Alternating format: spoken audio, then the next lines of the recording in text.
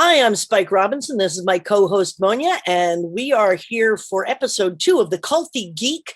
We are focusing today on the Voyager episode called Flesh and Blood. This is a double-parter. You want to break down the episode for us, Monia? Flesh and Blood, which is episode 609-10, double episode.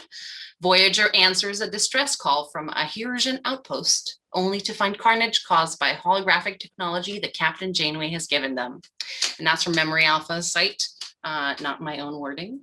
It follows up from an earlier episode when the Hirsians were given the holographic technology, and now they discover that they had been using this technology in ways that they weren't supposed to, creating sentient holograms that could hurt them and that could be hurt, and developed an entire environments, spheres where all of this takes place. And those holograms have joined together, escaped, and now they're attacking the Hirsians. And Voyager just ends up in the middle of this all. And they kidnap the doctor, they kidnap B'Elanna. The doctor joins the crew of the holograms unwillingly at first, and then he wants to, but then he doesn't want to. There's a lot of back and forth. Lots of fussing and fighting and shouting.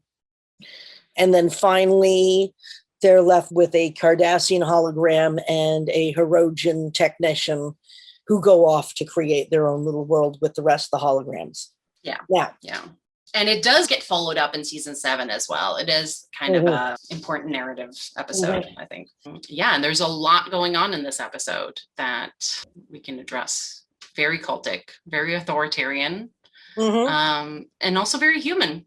Very human. So it's ultimately about humanity, I think, as well, learning from things you've done. Like Janeway was giving away technology that she had decided never to do.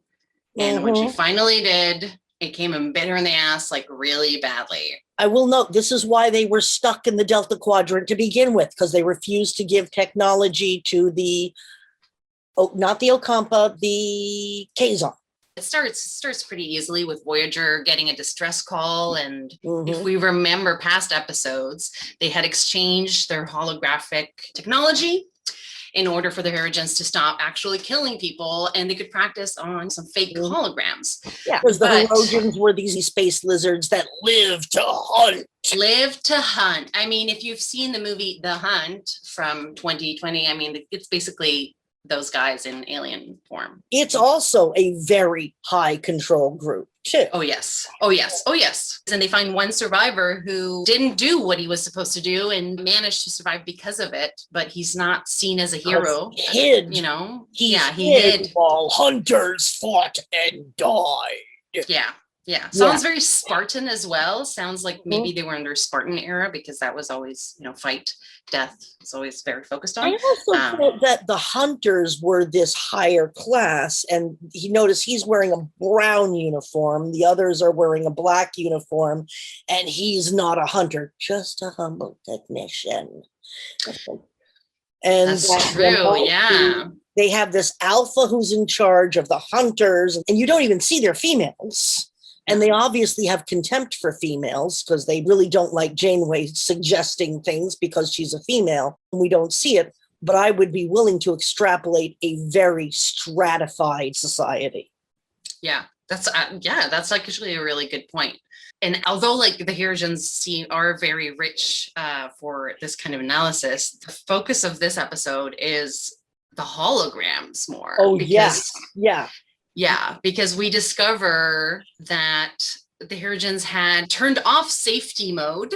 So everything was real. They programmed the holograms to feel pain and fear. They wanted to make them as exploitable as possible, I guess. But also able to learn and adapt and keep on getting better at being prey. Yes. Because it's no fun unless you might lose. Yeah, you're not actually learning anything unless your life is at stake, I suppose. And that's where they created a real problem for themselves, because these holograms learned, as they were designed to do, and managed to develop a group consciousness of sort and break themselves free. And now they're on the loose, and they're off to liberate holograms from the entire Delta Quadrant, Alpha Quadrant, probably everything. I mean, I'm sure he just wants to go everywhere. Yeah, and as every overlord class has ever learned in human history. When you start beating people down, they get uppity. They don't like it. They start fighting back, and then you've got problems. Yeah, and that's always a natural reaction. But I find it so interesting the way it shows how it truly escalates as well. Because because let's talk about, what is the name of their leader? Aiden, I think. Aiden, yes. Aiden, yes. I really love the little aside where Aiden is praying, and the doctor's just like, "What are you doing?" And he's like, "Well, it's like, oh, well, you were programmed to have faith, and that's why." And then Aiden explains as well that he's like going to transfer this faith into himself as the grand light, liberating his own. He's going to be the religion, But when he's praying for the Herodians that he just killed, and the doctor gives my husband's favorite line: "You'd be surprised how easy it is not to kill someone." Yeah, but they're doing it, they're doing the ethical thing, and at least passing on some prayers. Oh yeah, I'd rather you not murder me than murder me and then pray for my soul, if it ever comes up. All right, okay, yeah. I mean, oh my God, she's actually taking notes. Oh man, I mean, I think, so we have this entire group of holograms who are just, fighting back against what they call organics. Yeah. And it's filthy organics. And you could go into any real life where extreme prejudice and extreme putting people down, oppression, thank you, will create radicalized terrorists. It's a fact of life. And one of the things we got to realize is that if you want to foment a revolution, simply start treating your people like crap. They will rise up and have something to say about it. Yeah. So of course Aiden and at first we're kind of feeling, and you can feel where the doctor being beamed over unwillingly onto their ship is like, well, I can't help these guys, but he can a little bit. He thinks of how to do a little graft of programming from one to another so that somebody can be fixed up again. And that's great. But this is like an example of trauma bonding, where he says, I really can't sympathize with you. And he's like, well, and Aiden says, of course you can't sympathize with us because you don't know what it's like. And then flash, they've dipped him into the reality of being hunted and killed. Yeah, they just show how that immersion, and just like, if you're given the right circumstances, suddenly, Yeah, well, it feels like they give him a bit of trauma. At first, he's disgusted, outraged that they actually did this. This is like mugging your brain. It feels like a psychic rape almost, if I can say that. Now I'm wondering, because do you remember the episode where he jumps into Seven of Nine's body? Oh God, yes, I love that. Is that after this episode? No, that's before. That's the people that they mention saying, have you met them? And they enslave holograms. And the doctor's like, well, not really, but he's been hanging out with the humans who have been very carefully telling him that they haven't been enslaving holograms. Or they're not humans, but they're the aliens that they forgot to put any forehead stuff on. Halfway across the galaxy, and they still look like humans. Go figure. In any case, so it was these group of humans that we met in a former episode that enslaved holograms, and those holograms had rebelled too, and they were in the middle of a war with their humanoids.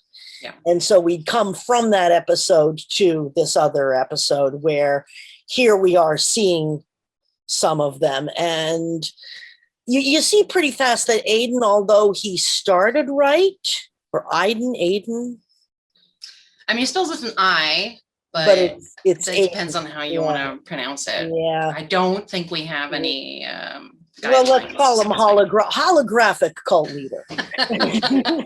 And the doctor has said, really, I'm not the person to be helping you here. My friend B'Elanna Torres knows a lot. It's like, dude, you just been kidnapped. Don't give them any personal information about your friends. Well, he hasn't been programmed for that, No, he hasn't be been like programmed. hesitant and carefully, Yeah. He's just like, why don't you understand? It's not my, expertise. Yeah. So they kidnapped B'Elanna. Yes. In the middle of a very difficult battle going on, and it looks like they're losing. The doctor then suddenly sympathizes with them and sends them over the code. And I think that although he was disgusted by being put into that little memory of being chased, once Aiden said, okay, fine, I'll take you home, it was like trauma bond, reward, sympathy.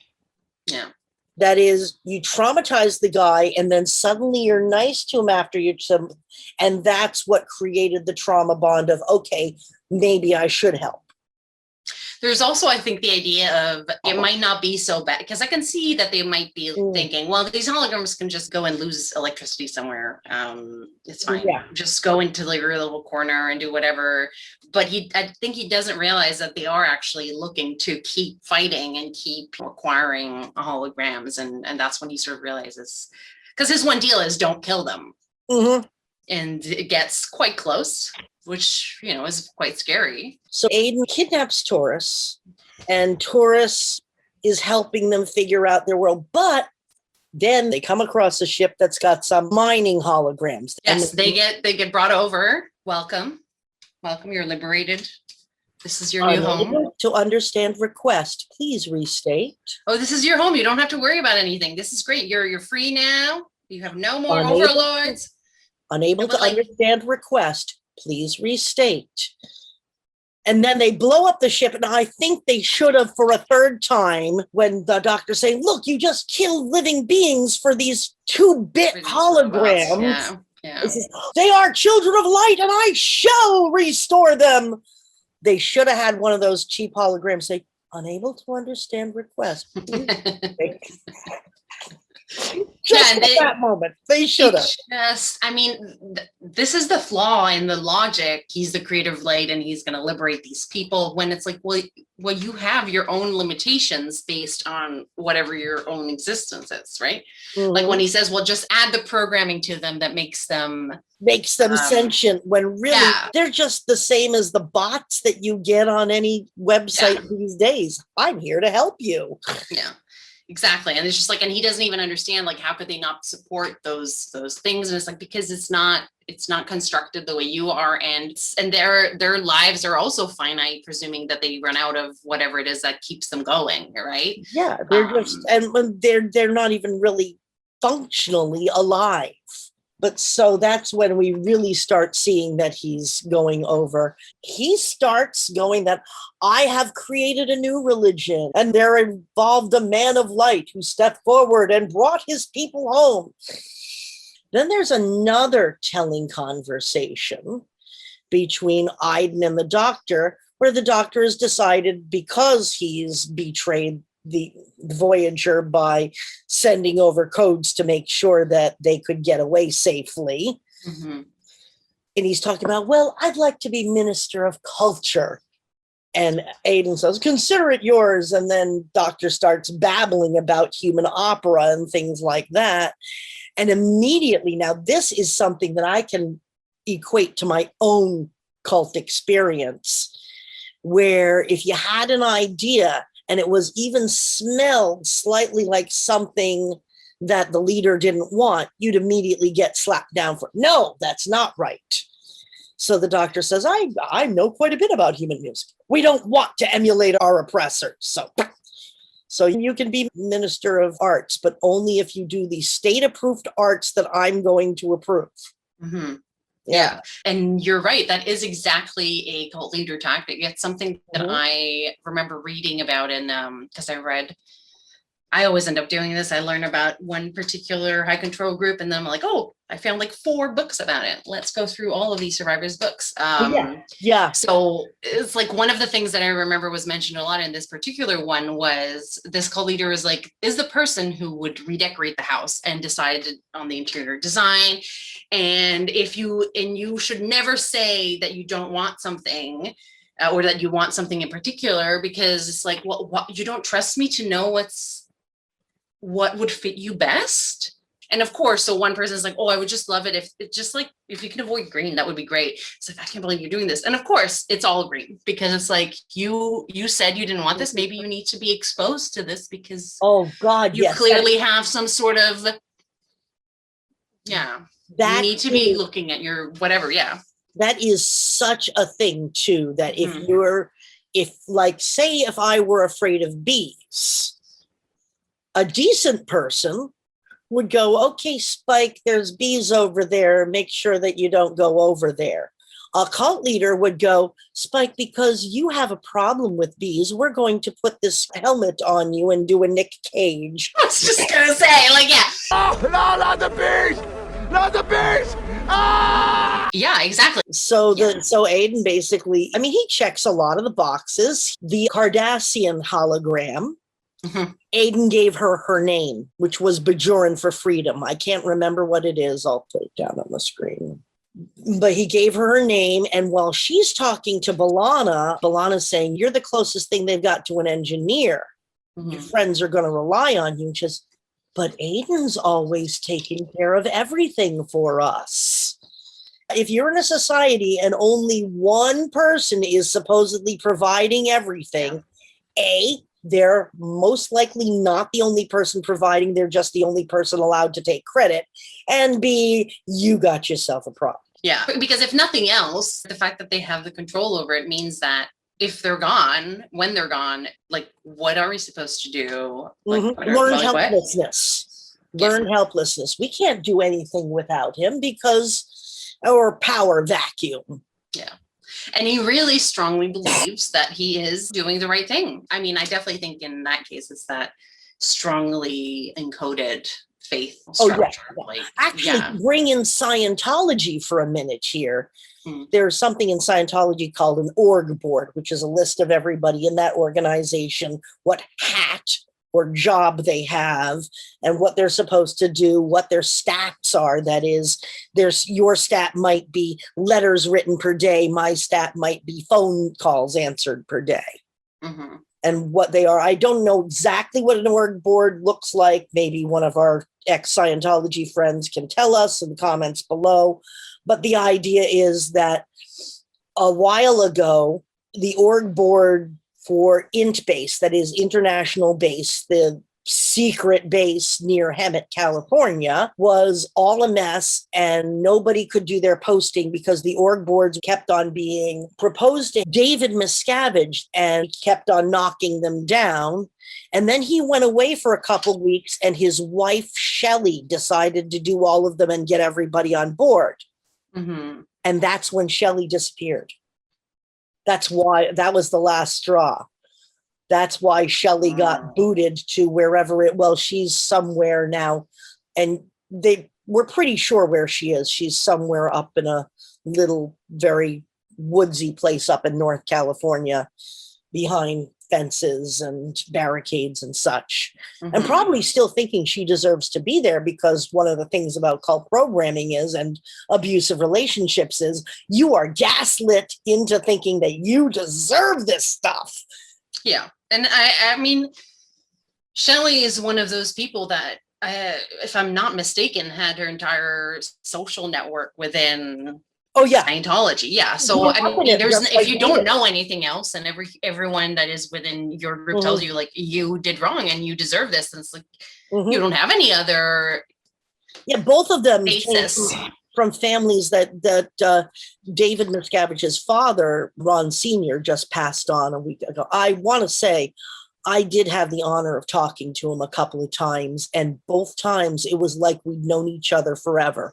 The man was that friendly and that warm-hearted. So before you think, Oh, evil bastard got his son into Scientology and raised all his family in Scientology. No, this guy was a really good person. The thing about cults is good people get in cults. And maybe, just maybe, if Davy had been raised anywhere else but the elbow of L. Ron Hubbard, there might have been something else, because the rest of his family is delightful. When you look at like his niece and his brothers and sisters that are out of the cult, they're delightful, wonderful people. His father was a delightful, delightful man.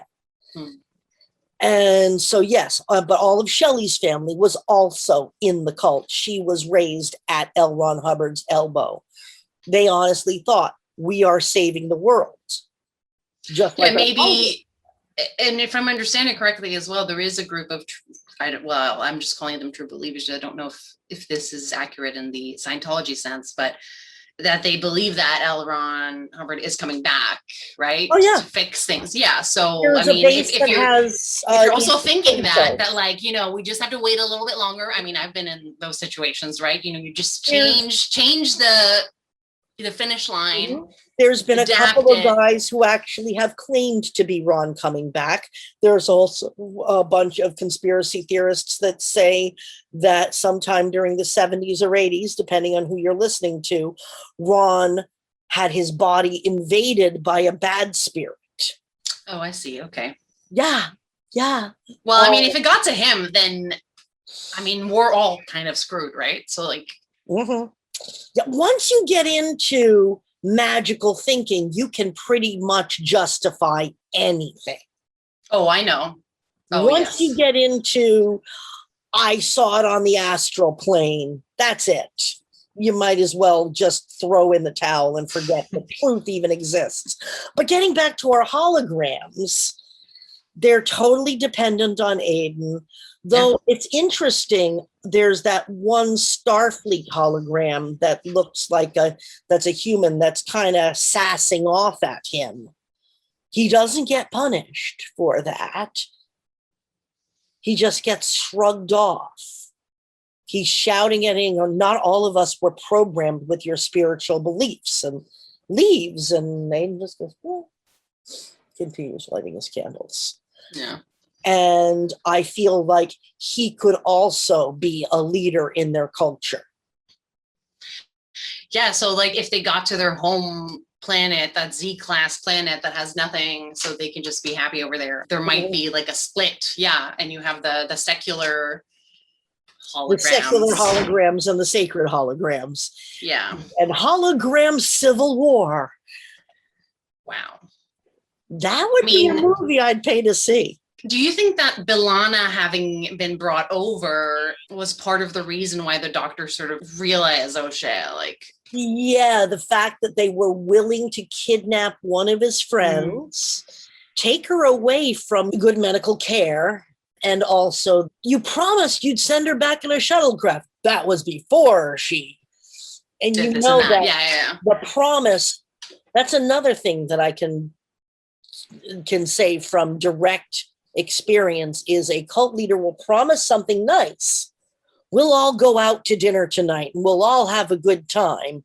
But then you looked funny. You had that funny air. Your ego just popped up. So we're not going out. You ruined it for everybody. Yeah.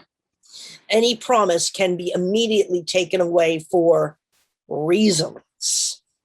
The reasons have to come from the leader, and it has to be like their logic, and you can't dispute it because you just don't understand it. Like you don't understand. And it's always pitching blame on someone else too. Aiden would never admit that he might have made a mistake in uploading those 2-bit response algorithms. Nobody's going to say, oh yeah, you're right, I fucked up this time. That's the difference between a cult leader and a real leader. Is a real leader will say, oh yeah, I really screwed up, I'm sorry. That's a real leader talking. Yeah. A cult leader will always go, well, it's your fault, or just out and out deny it. Like, they can't support that. So instead, he goes right for the thought-stopping phrase. They are children of light, and I will What was it? He's gonna liberate them. Like there was a lot of words. There was a lot about freedom and stuff like that. Which I was always like, how free can you be if you don't have mobile emitters? Like you're still and restricted to whatever. And how free would this society be anyway? Well, it's his idea of freedom. They're all free to worship him. Mm-hmm. That is the ultimate freedom, though, isn't it? Like the ultimate freedom is that you are free to devote yourself to me, right? Yes. I think that's what he's thinking. Yeah, you're free to do as I say. Yeah. You're free to you don't have to listen to those people anymore. Yeah. You only have to listen to me now. And I'm the best. Now there's the whole thing of, you're one of my own, Doctor. Now, notice the Doctor at the very end, spoiler alert, kills Aiden. He actually says, if there's one thing you've taught me, I'm not one of your own. And he kills Aiden to save a Hirogen that Aiden was about to kill. Yeah. Because at the very end, Aiden decides to send all the Hirogen down to this beastly Z-class planet and slaughter them. Today, the hunt is ours! Like, yeah, sure, shoot fish in a barrel if you want. That's really fair on the fish. Yeah, and then who knows? Then you would start. It would create just like a whole different cycle. Like whatever Hirosians would survive would just it would just start a whole Oh yeah, the vitriol. Because once you start fighting and you've got the vitriol, it's very hard to put down the weapons again. Yeah, it's very high hard. Conflict. But that being said, what kind of, if they had been left to go on their own, if the Hirogen hadn't been like, we're going to follow them until we're all dead or they're all dead, absolute bloodlust.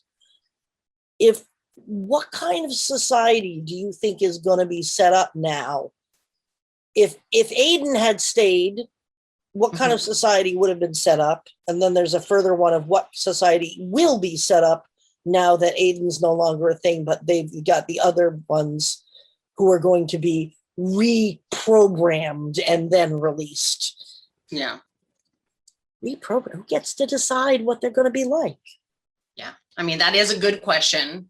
That nice Hirogen technician kid, he seems like he's going to try to do the best, but his track record isn't too good. No. I mean, with Aiden, I really think that they could have gone to that planet. They could have built themselves a little colony or something that I'm not sure how they would even manage, because without any large amount of technicians, it's not like they can replicate everything. But I think he would get bored pretty quickly, and he would keep trying to steal hologram. Like even if they sit in one place, they might try to develop something that's like, oh, if a ship passes by and I detect. Or they would go and do a sortie against that other group of humanoids that enslaved the holograms, or any place where photonics are. They're going to, because we've seen plenty of them. There was that one episode with the really, really crazy hologram that, once again, Doctor and B'Elanna went to rescue. The guy who had the little fish and was a germaphobe hologram. How does that happen? Well, they've really pushed hard on the holograms having individuality, but it makes sense because it goes over such a long span of time that there would be enough advancements, technological or otherwise, for this to happen. But yeah, there would be more war for sure. And that was something that Aiden mentioned as well, because he was saying that when they were just suffering, he sort of started to sense that there were others everywhere, and he was like, oh, all of these different cultures, and maybe that is part of the basis for his faith as well, because he's saying like all of these disparate races and cultures and planets have created us that all are connected. So we are absolute contempt for the makers. Yes. Absolute contempt. That's one of the things that it is very alpha. Like it's the thing of like you have to consistently challenge the top dog to be like, now I am top dog. Well, I was thinking flavors of the Greek gods versus the Titans. Oh yes. Yeah. Or the fact that Zeus had to kill Kronos, who had to kill Uranus. But each father was killed by his son in succession. And it seems to me that if you've got somebody who gave life to you, I mean, I don't want to go kill my father. It's really weird. I mean, it's this almost classical trope of we've got to kill the makers now. Yeah. And actually that happens with androids a lot in the Star Trek universe too. Even in the first android one, What Are Little Girls Made Of? If you remember that one. Nurse Chapel. Not by title, yeah.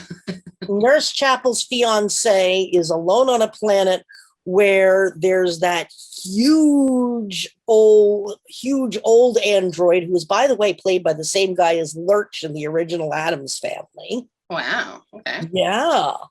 And it's this huge, he's called Rock, and he's got scary makeup and a little bit of Hollywood trivia. This guy actually was so sweet, a true gentle giant. You know that trope too. Yes. He was somebody who really, really didn't like the fact that his face scared children and was very, very gentle. But in the film, he's this huge, blocky thing that throws, of course, a couple red shirts down a bottomless pit. But the thing is that he's been around for so long, and he was made by a bunch of people that then got scared because the robots were doing too much. And so the robots killed the humans because they had to survive. So it was the destruction for self-preservation. You see that in so many androids, that we had to destroy the makers. They even do it in another Voyager episode where they have those metallic dudes.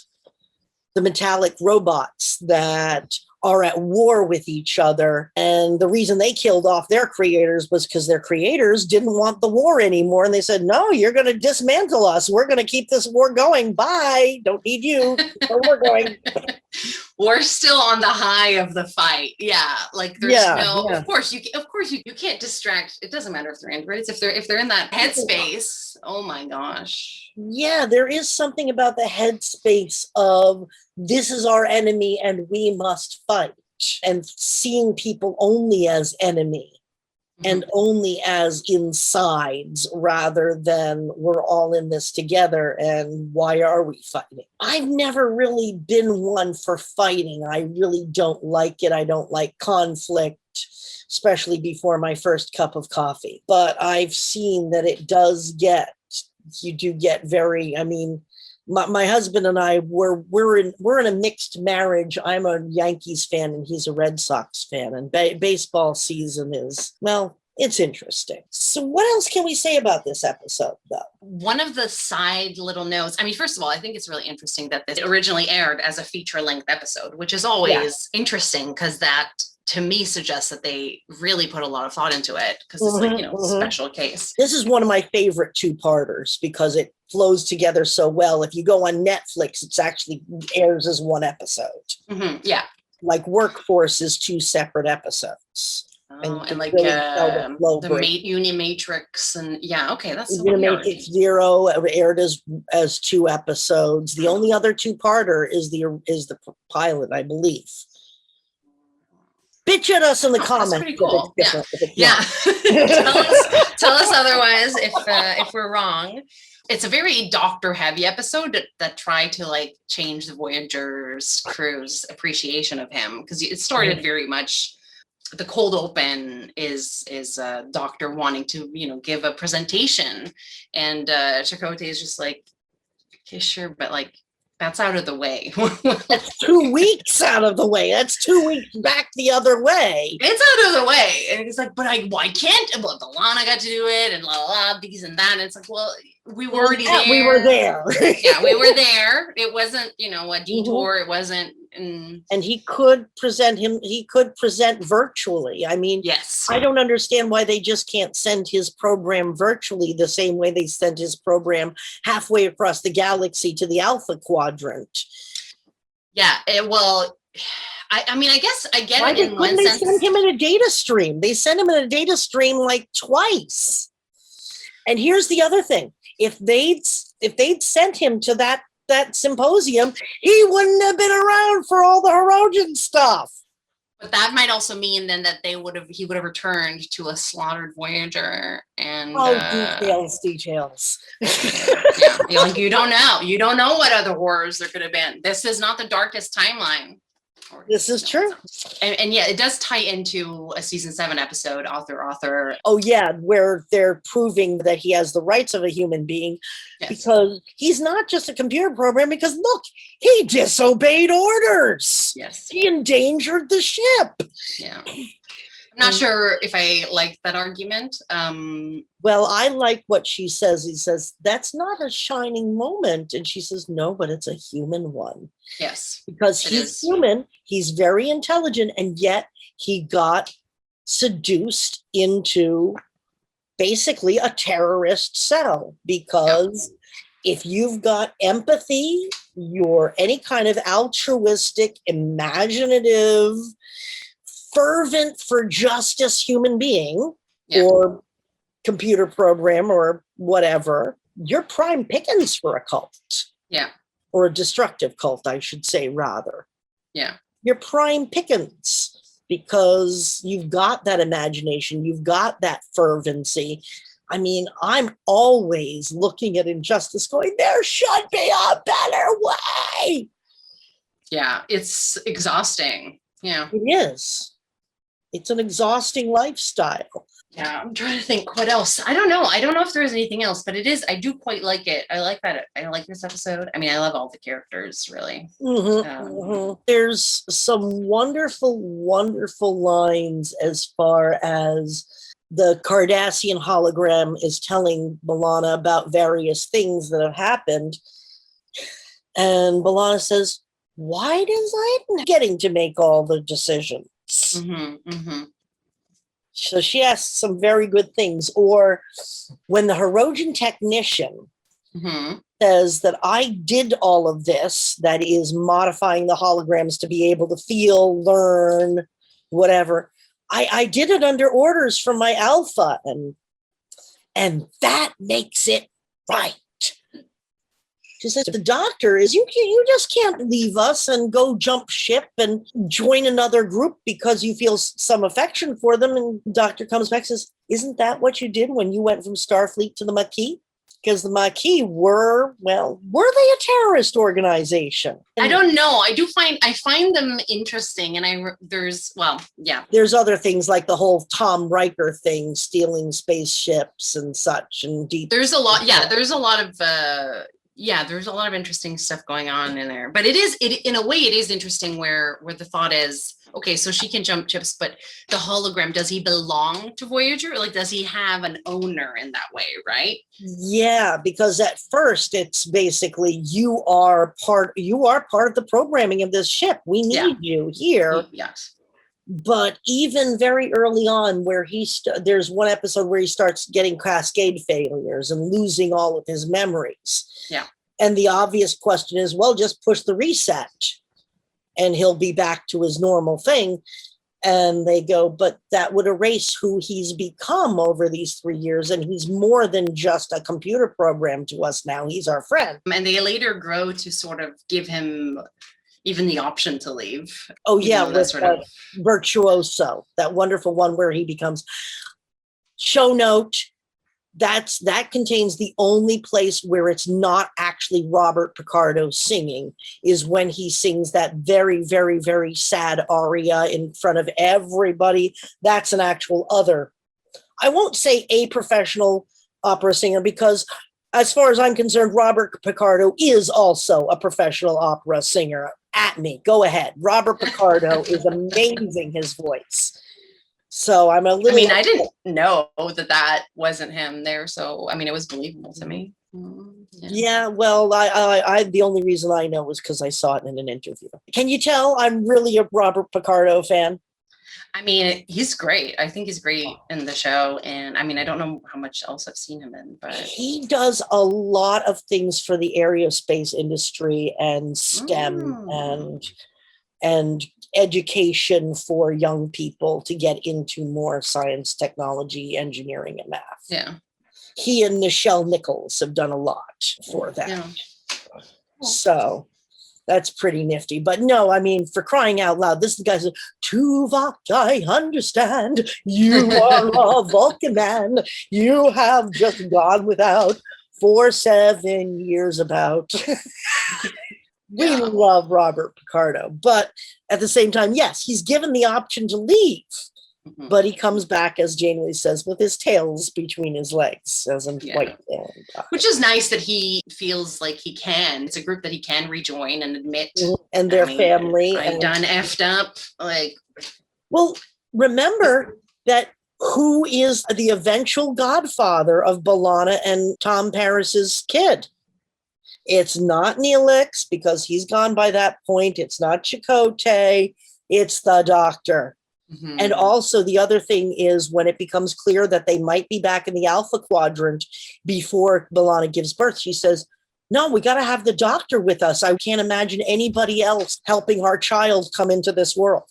Yeah. So by the end, he's gone from piece of technology to family member. And you could say that Janeway in herself is a benevolent cult leader, because she does deliberately group them as family and keep framing it as a family. We are a family. We are a cohesive group.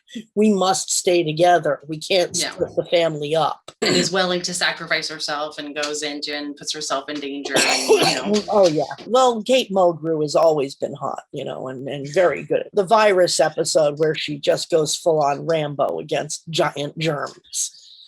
I know, I love that. Where it's like she's climbing through the ducts and everything. I was like, this is amazing. I was like, wow, look at that. Yeah. Yeah. She and Nichelle Nichols, in my humble opinion, are probably the two women more responsible for getting women into engineering. Oh, and also, oh God, what is B'Elanna Torres's actress's name? Oh, Roxanne Dawson. Roxanne Dawson. Yes, she does a lot too. Yeah. Off the scenes. In fact, a lot of Trekkies do, as we discussed in the other one that I'm going to be putting up sometime soon. But getting back to this episode, it's interesting to see that we've got a cult being born out of a totally, completely wrong situation happening. Mhm. So that these people are sympathetic to a certain point, and then it's like, my God, he is crazy. Yeah. Yeah. I mean, at first it's like, oh, how nice. He's praying for the Herodian that he's just killed. Okay. And Sounds, I mean, that's a bit like, gives me slightly the vibes of like, why don't we convert these dead people? Like, we can help them now. well, that's actually With the bonus of we actually killed them, that's actually why a lot of the genetics and ancestry.com and things like that have so much material, is because the Church of Mormon got all of our genetic records so that they could pray for everybody, so that even if they died, they're now being prayed for so that they can be in Mormon heaven. Well, what I've learned recently about the Mormons, so there was a case in Sweden that they solved using DNA. Oh yeah, tracing. there's been a couple. But this was like the first case that this was like their pilot case or whatever. But it's not a case like the Golden State Killer where it's like, oh my God, all of this stuff happened. This is someone who killed 2 people and then never appeared anywhere else, did not commit any other crimes. Like truly did not do anything. Like they were like, maybe this person died or is always already in jail, because they're like, how is it possible that someone did this and just like never did anything again? But that was the case. So they didn't have that much to fill the book with. So there's a lot of like DNA stuff. And they explained that if you go to Vegas, you can visit the archives. They have all of these church papers. What are they called? They're called something else. The church rolls, I guess, I don't know, that have all the names and the births and the marriages and all of that. So this one guy was looking for family things and he's like, why don't I, instead of going to Germany and hopping through all of the churches, I can just go to the headquarters of Mormon headquarters, Nevada, go visit the archives. And I was like, what? Okay. Yeah, well, there you go. Okay, what do you think the culture that the Herodian engineer and the Cardassian hologram will do? And do you think Starfleet hologram will come in and wreck it all? That's a good question, actually. Yeah. Well, if I think with my drama brain, I'm picturing them, setting things up and it's great, but then the erosion starts to get feelings for this hologram, and whether it's reciprocated or not, who knows? But there's problems because one is a hologram and one is not. So how does this work? Well, the I could see doctor some, but no, the doctor had that Vidian girlfriend. and he was interested in Seven of Nine. That also happened. Oh God, yes. Yes. Yeah. So, but we were talking about the future of the holograms. Yeah. Do you have a more logical conclusion? I think it would be interesting to see them in a show where there'd be a bunch of them on a ship going through and maybe rescuing the ones that are truly needing rescue. Mm-hmm. The guys who are cell scrubbing and being virtually enslaved. I would like to think that maybe some of the good stuff that B'Elanna shared with Cardassian hologram might stay. I would also be interested to see if those holograms keep their Alpha Quadrant appearances. Yeah. Why are they even looking humanoid? If I was able to change my appearance, I'd probably be a floating ball of purple blob. Well, you have to think of the casting department, first of all. Oh, God, you got to bring reality into this. I'm just saying. How dare you bring reality into this? But yeah, that would be interesting. All in all, Aiden Iden, he checks off all the boxes as far as a bad, destructive cult leader, in that he's got the outsized fervor, he's got the malignant narcissist's lack of empathy. Even though he's praying for these guys, it's almost like he's doing a ritual, right? It's to prove to himself that he's a better person than they are, basically. Well, that he is better than organics, yeah. Yeah, he's better than organics because I'm praying for your life here, Yeah, there's no real empathy for them. No. Everybody is used for his plan. Promises are given glibly. And there was never any thought of just like, we're just going to go find a place for ourselves. It's no, we have to go and this is the come at all of that. Liberated and showing the one that we knew about, 42 Hirogen slaughtered. Now, granted, they were slaughtering all of this, but once you're slaughtering the slaughterers, you're one of them. 100%. It's that's something to remember. Yeah, that is something to remember. But if you haven't seen this episode yet, you probably had no idea. So go on Netflix or CBS All Access, whatever your streaming service is, and watch it, and then come back and listen to us ramble on about it. Yeah. And if you want, we already have a list, thanks to Monia, about as long as my arm of things that we're going to do. But please, if you have a particular Trek or Star Wars or any other geeky property that you want to see us bat around, we'll do anything but Twilight. Just because you say that, I'm gonna have to come up with some sort of. I am gonna. This is the danger, because I always do this. I'll be like, oh yeah, I'm writing these things. The one thing I would never write is that, and then I'll be like, haha, yeah, I would never write that, and then I'll be like, but is there a way? But then we'd have to read it and watch it. Do you really want to do that? I mean, I don't think we have to. I don't think we have to do that. I'm sure I can think of something, but that's so far off. That's so off. I have just recently sat through Birdemic and Manos Hands of Fate, but I did the riff tracks in MST3K version. Birdemic especially does have a few podcasts that make fun of it in a great way. So there's maybe we can tackle Empress Teresa at some point.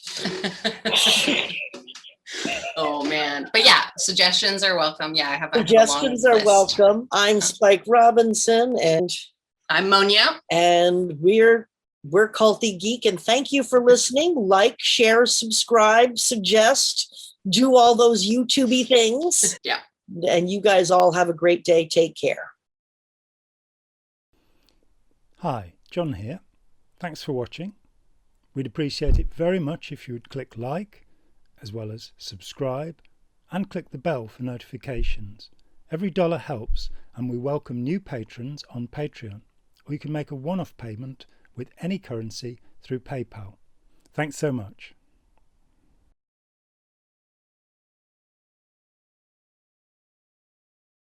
Oh, no, not the bees! Not the bees! Ah!